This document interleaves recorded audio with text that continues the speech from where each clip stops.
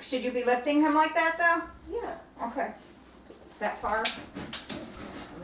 Brandon was diagnosed with a rare disease called adrenoleukodystrophy. 1, 2, 3, up. He was 7. I didn't want to believe that my son was affected so bad. We said, how is he gonna get better? They said there was no cure. The geneticist told us what CDLS meant, and I said, okay, how do we fix this? And she said, there's nothing you can do. This is genetic, and that's written in stone. I could hear the neurologist's words echoing in my head. Sorry, nothing we can do. There is no cure. There was nothing that came next. I mean, you're waiting for it as a parent. You want to be told what comes next. Maxie's not understanding. It's okay, Riley. Just give him a second, honey. They said no medical doctor is going to be able to help you. You need to find scientists. It's really exciting for us to have you here, as parents, to put out a call for help and support to the scientific and research community, and have you respond is genuinely heartwarming for us. Currently, our model of biotech and pharmaceutical companies doesn't serve the rare disease community. There's not enough patients to make it worth a profit. That's a mouthful of crackers. These thousands of diseases, although individually rare, collectively afflict millions of people. And so today there are still sadly many genetic diseases for which children are born, often very rare, sometimes only a handful of children with a particular genetic defect, and there is no effective therapy today for those or even on the near-term horizon. He said toxicology going to cost between Half a $500,000 to $1 million. Families find themselves having to do their own science and development to save their kids. My wife and I set up a charity started this year called Hope for Hasty to create a gene therapy for her, and that work is going on right now with the Jackson Lab. Come here. Thanks, buddy. I don't know what to say. You can have it all.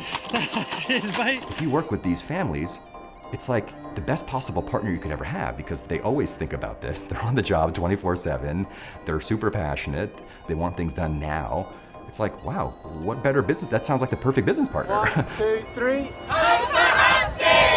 You have to learn genetics, you have to learn drug development, you have to learn all these things that people literally got PhDs and MDs for. That could help in the 206 area because it's inside the nuclear localization signal with the 114. I've raised close to $5 million philanthropically. I've met with politicians. I had a mouse genetically engineered of my son.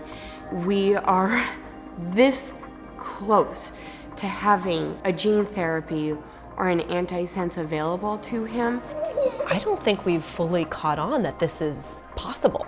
It requires so much alignment. This is no longer science fiction. There's very rational ways that you can think about developing a therapy. We have tools in our hands today where we can work with that defect in their DNA and send something in that will now improve their condition.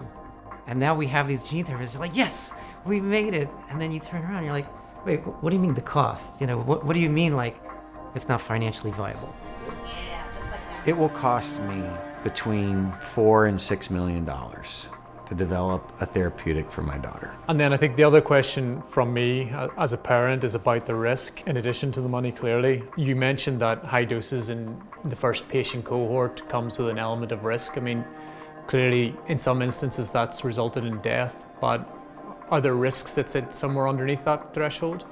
I think we try to offer hope wherever I feel like we can, but what frustrates me the most about this whole odyssey towards a cure is the burden that it places on the individual families. They're already faced with this horrible, horrible diagnosis and, just this bleak future. And then if they're going to embark on this odyssey, then it's no guarantee of success. It's an incredible amount of work. It's holding out your hand to everybody that you know, asking for help. At the same time when they're trying to deal with caring for their sick child. I'm not going to stop until my miracle happens. This is our child in it, This is not just an ordinary battle that you just lose and walk away. Children are dying and suffering every day. My daughter is suffering every day, and I hope that 10 years from now, there's not another parent like me that ever has to do this.